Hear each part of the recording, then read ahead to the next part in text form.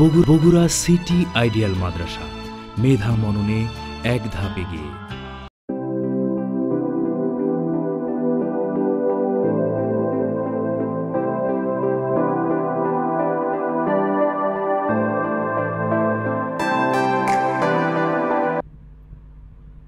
বিসমিল্লাহির রহমানির রহিম। সুপ্রিয় শিক্ষার্থীবৃন্দু, আশা করছি মহান রব্বুল আলামিনের অশেষ রহমতে তোমরা সবাই ভালো আছো, সুস্থ আছো। প্রিয় শিক্ষার্থীরা, তোমাদের সকলকে আমি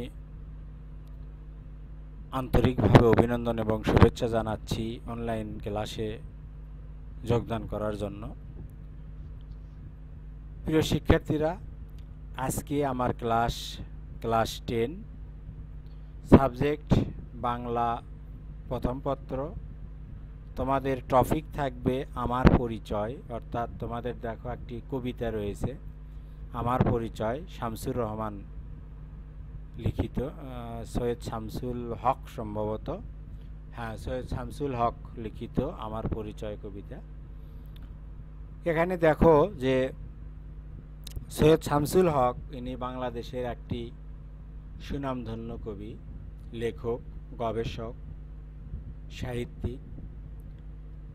তার ক্ষুরধার লিখনির কারণে বাংলা সাহিত্য উচ্চ আসনে আসীন হয়েছে। প্রিয় শিক্ষার্থীরা, এটা আমার পরিচয়, অর্থাৎ আমি কোথায় জন্মগ্রহণ করেছি, আমি কে, এ প্রসঙ্গেই কবি এখানে আলোকপাত করেছেন। আমরা এই প্রথিতযশা কবির সংক্ষিপ্ত জীবনী একটু দেখে নিব। কবিতার শুরুতেই দেখো, সৈয়দ শামসুল হক 27শে ডিসেম্বর 1935 সালে কুড়িগ্রাম শহরে জন্মগ্রহণ করেন। তার পিতার নাম ডাক্তার সৈয়দ সিদ্দিক হুসাইন এবং মাতার নাম সৈয়দা হালিমা খাতুন। তিনি ঢাকা কলেজিয়েট স্কুল থেকে ম্যাট্রিক, জগন্নাথ কলেজ থেকে ইন্টারমিডিয়েট এবং ঢাকা বিশ্ববিদ্যালয়ে ভর্তি হয়ে কিছুদিন পড়াশোনা করেন।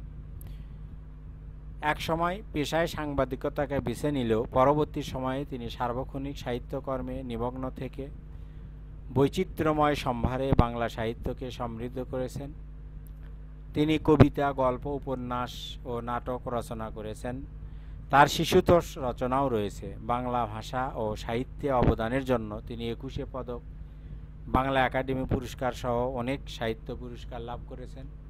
তার উল্লেখযোগ্য গ্রন্থ একদা এক রাজ্যে, বৈশাখে রচিত পংক্তিমালা, অগ্নি ও জলের কবিতা, রাজনৈতিক কবিতা, গল্প, শীত বিকেল, রক্ত গোলাপ, আনন্দের মৃত্যু, জলেশ্বরীর গল্পগুলো, উপন্যাস, বৃষ্টি ও বিদ্রোহীগণ, নাটক, পায়ের আওয়াজ পাওয়া যায়, নুরুল দিনের সারা জীবন, ঈর্ষা, শিশুতোষ গ্রন্থ, সীমান্তের সিংহাসন।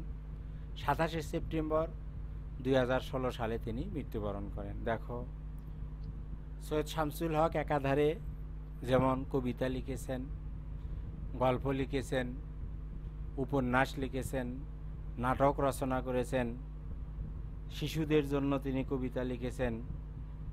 তাহলে দেখা যাচ্ছে সৈয়দ শামসুল হক একাধারে যেমন কবি, তেমনি লেখক, তেমনি গল্প সমালোচক, তেমনি ঔপন্যাসিক, তেমনি নাট্যকার। এভাবে সব সাহিত্যের সকল অঙ্গনেই তার ছিল অবাধ বিচরণ।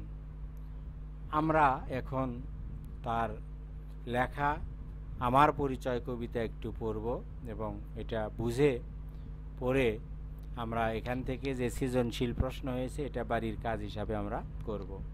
দেখো, এখানে আমার পরিচয় কি, আমি কে, এ প্রসঙ্গে কবি এখানে বলেছেন, আমি জন্মেছি বাংলায়, আমি বাংলায় কথা বলি।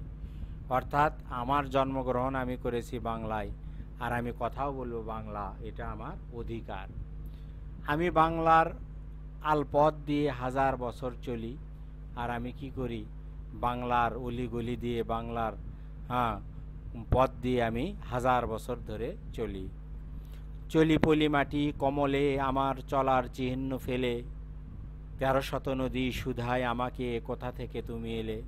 অর্থাৎ আমি কি করি, পলি মাটি, দোআঁশ মাটি, বেলে মাটি যেই বলো না কেন, কমলে আমার চলার চিহ্ন ফেলে। অর্থাৎ পলি মাটি দেখো একটু নরম হয়, অর্থাৎ পা যখন তুমি সেখানে ফেলবে, পাগুলি বসে যাবে মাটিতে, তোমার যে পদচিহ্ন সেটা কিন্তু মাটিতে পড়ে রবে। তাই কবি বলেছেন যে আমি এভাবে আমার সেই পলি মাটিতে আমি আমার পদচিহ্ন, কোমল পদচিহ্ন ফেলে আমি চলি। আর বাংলার সেই 13শত নদী আমাকে শুধায়, আমাকে জিজ্ঞেস করে তুমি কোথা থেকে এসছো, তুমি কোথা থেকে এলে। কবি এবার বলেন, আমি তো এসেছি চর্যাপদের অক্ষরগুলো থেকে, আমি তো এসেছি সওদাগরের ডিঙ্গার বহর থেকে, আমি তো এসেছি কৈবর্তের বিদ্রোহী গ্রাম থেকে, আমি তো এসেছি পাল যুগ নামে চিত্রকলার থেকে। তাহলে কবির এগুলো এখন অর্থ মানে বলছে যে কোথার থেকে এসছে, চর্যাপদ, যে চর্যাপদ থেকে বাংলা সাহিত্যের, বাংলা ভাষার উৎপত্তি, সেই চর্যাপদের অক্ষরগুলি থেকে কবি বলছেন আমি এসেছি। আর কবি বলছেন আমি কোথার থেকে এসেছি, সওদাগরের ডিঙ্গার বহর থেকে।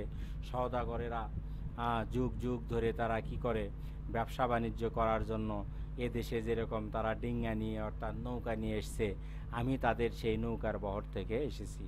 আমি তো এসেছি কৈবর্তের বিদ্রোহী গ্রাম থেকে।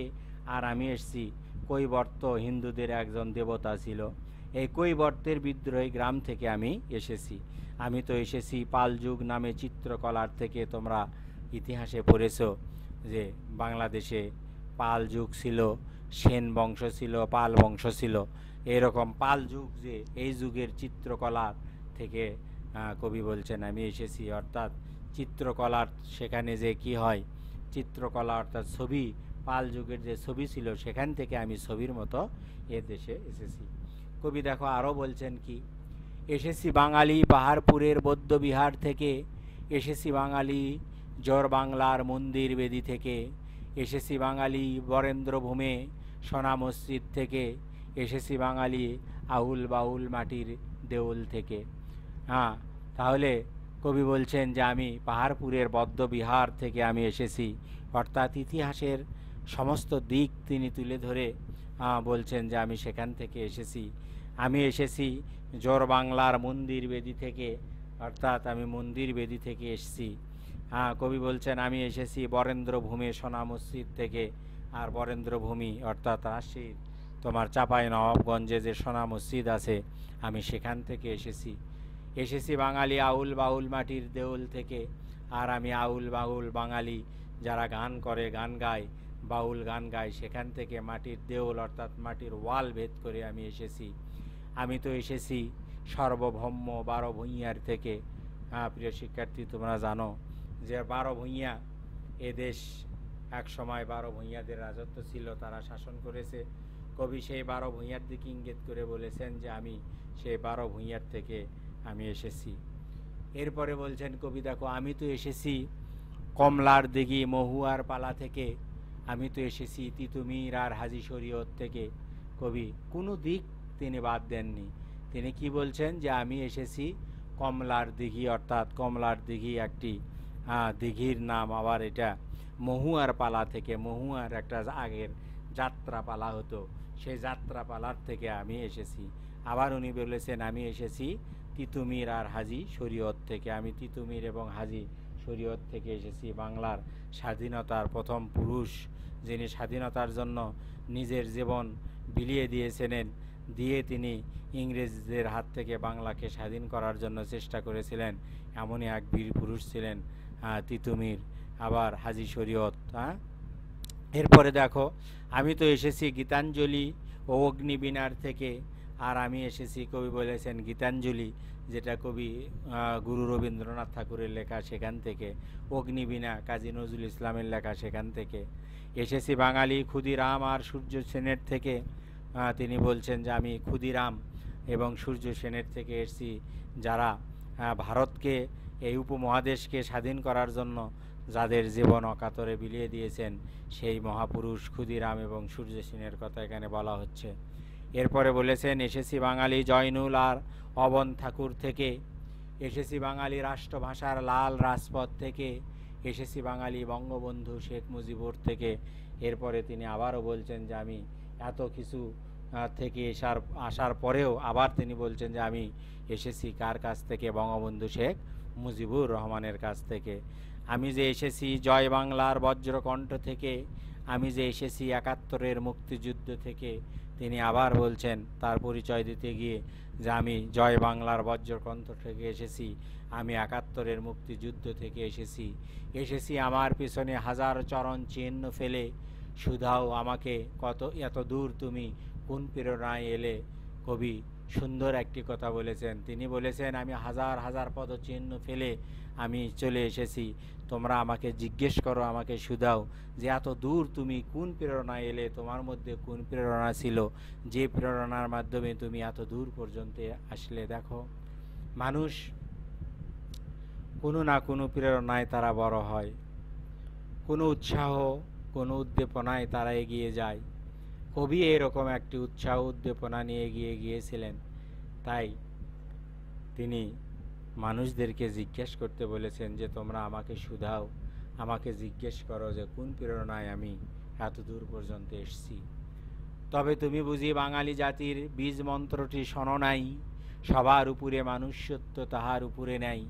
এরপর তিনি একটি নীতিবাক্য উচ্চারণ করে বলেন যে তুমি কি বাঙালি জাতির সেই বীজ মন্ত্রটি শুনেছ যে সবার উপরে মানুষ্যত্ব তাহার উপরে নাই, যে মানুষই একমাত্র সত্য, তাহার উপরে কিছু নাই। একসাথে আসি একসাথে বাঁচি, আজও একসাথে থাকবই, সব বিভেদের রেখা মুছে দিয়ে সাম্যের ছবি আঁকবই। সবচেয়ে ভালো একটা কথা যে আমরা একসাথে থাকব, আমরা একসাথে বেঁচে থাকব, আমরা একসাথে থাকবই, আর যত বিভেদই থাক না কেন সব বিভেদ ভুলে গিয়ে রেখা মুছে দিয়ে সাম্যের ছবি আঁকবো, সাম্যের ছবি আমরা আঁকবো, অর্থাৎ আমরা সবাই ভাই ভাই, আমরা একসাথেই থাকবো, এই ছবি আমি এঁকে যাব।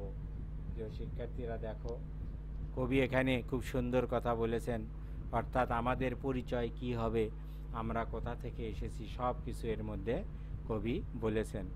হ্যাঁ প্রিয় শিক্ষার্থীরা, আমরা পাঠ পরিচিতি একটু পড়ে নেই, তাহলে কবিতা সম্পর্কে আমরা অনেক কিছু জানতে পারবো। দেখো, সৈয়দ শামসুল হকের কিশোর কবিতা সমগ্র থেকে আমার পরিচয় শীর্ষক কবিতাটি সম্পাদিত আকারে চয়ন করা হয়েছে। বাংলাদেশ আজ স্বাধীন সার্বভৌম একটি দেশ। আত্মমর্যাদাবোধ সম্পন্ন এই স্বাধীন সার্বভৌম রাষ্ট্র ও জাতিসত্তা প্রতিষ্ঠার পশ্চাতে আছে সমৃদ্ধ এক ইতিহাস। সৈয়দ শামসুল হক গভীর মমত্বের সঙ্গে কবিতার আঙ্গিকে চিত্রিত করেছেন সমৃদ্ধ সেই ইতিহাস, ঐতিহ্য ও সংস্কৃতির পটভূমি। সহজিয়াপন্থী বৌদ্ধ কবিদের সৃষ্ট চর্চাপদের মধ্যে বাঙালি জাতিসত্তার যে অসাম্প্রদায়িক জীবন বোধের পরিচয় মুদ্রিত হয়ে আছে। যুগে যুগে নানা আন্দোলন, বিপ্লব, বিদ্রোহ আর মতাদর্শের বিকাশ হতে আমরা এসে পৌঁছেছি আজকের বাংলায়। সৈয়দ শামসুল হক এই বিবর্তনের বিচিত্র বাঁক ও মোড় তাৎপর্যময় করে তুলেছেন। চাঁদ সওদাগরের বাণিজ্য যাত্রা, কৈবর্ত বিদ্রোহ, পাল যুগের চিত্রকলা আন্দোলন, বৌদ্ধবিহারের জ্ঞানচর্চা, মুসলিম ধর্ম ও সাহিত্য সংস্কৃতির বিকাশ, বারো ভূঁইয়াদের উত্থান, ময়মনসিংহ গীতিকার জীবন, তিতুমির আর হাজী শরীয়তের বিদ্রোহ, রবীন্দ্র নজরুলের কালজয়ী সৃষ্টি, ব্রিটিশ বিরোধী আন্দোলন, ভাষা আন্দোলন এবং পরিশেষে বঙ্গবন্ধুর স্বাধীন বাংলাদেশ আমার পরিচয় কবিতার মধ্যে এই বিপুল বাংলাদেশ অনবদ্য রূপ লাভ করেছে। প্রিয় শিক্ষার্থীরা, এটার থেকে আমরা বুঝতে পারলাম কবিতার আসল পরিচিতিটা কি। এরপরে তোমাদের জন্য একটি সৃজনশীল প্রশ্ন রাখা হয়েছে, অবশ্যই এই প্রশ্নের উত্তরগুলি পড়বে এবং খাতায় লিখবে, এটা তোমাদের জন্য হোমওয়ার্ক হিসাবে দেওয়া থাকলো। দেখো, যে ইংরেজ শাসকদের কাছ থেকে উপমহাদেশের মুক্তির জন্য মহাত্মা গান্ধী একসময় দেশের মানুষকে ঐক্যবদ্ধ করেন, নানাভাবে তাদের মাঝে দেশপ্রেম জাগ্রত করার চেষ্টা করেন। এরই ধারাবাহিক ফসল স্বদেশী আন্দোলন, অহিংস আন্দোলন ইত্যাদি। কালের বিবর্তনে জন্ম পাকিস্তান ও ভারত নামক দুটি পৃথক রাষ্ট্রের এবং পরবর্তীতে বাংলাদেশের। এখানে ক, বৌদ্ধবিহার কোথায় অবস্থিত? আমি তো এসেছি কমলার দিঘি মহুয়ার পালা থেকে, এ কথা দ্বারা কবি কি বুঝাতে চেয়েছেন? খ নম্বর প্রশ্ন। গ নম্বর, উদ্দীপকটি আমার পরিচয় কবিতার সাথে যে দিক দিয়ে সাদৃশ্যপূর্ণ তা ব্যাখ্যা করো। আর ঘ, উদ্দীপকটি আমার পরিচয় কবিতার খণ্ডাংশ মাত্র পূর্ণচিত্র নয়, যুক্তিসহ লিখো। এই যে প্রশ্ন, এটা তোমাদের বইয়েও আছে, এটা তোমাদের সহায়ক পুস্তক গাইড থেকে সুন্দর করে পড়ে নিয়ে খাতায় লিখবে। আর ইচ্ছা করলে লিখে ছবি তুলে তোমরা আমাদের ইমেইল ঠিকানায় পাঠাতে পারো, আমরা দেখব।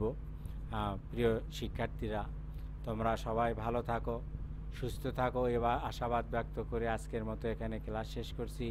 আল্লাহ হাফেজ। আসসালামু আলাইকুম ওয়া রাহমাতুল্লাহ।